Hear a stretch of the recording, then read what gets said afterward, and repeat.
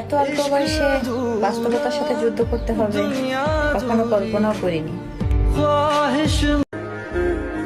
যে সুখের আশা আমার দুঃখ দিলা, তবু অভিশাপ দিব না দুঃখ পাইছি বললা। কিন্তু জানতে ইচ্ছে করে আমার দুঃখ দিয়ে কি পাইলা। দোয়া করি ভালো থাকুক সে, আমার রাতের ঘুমটা কায়রা নিছে যে। নিজেকে ভয়ঙ্কর ভাবে নষ্ট করতে চাই, কারণ নষ্টদের কোনো কষ্ট থাকে না, মুখোশধারী বেঈমানদের মতো। কেঁদে না পাওয়া জিনিসগুলো হাসি মুখে ছেড়ে দিতে হয়।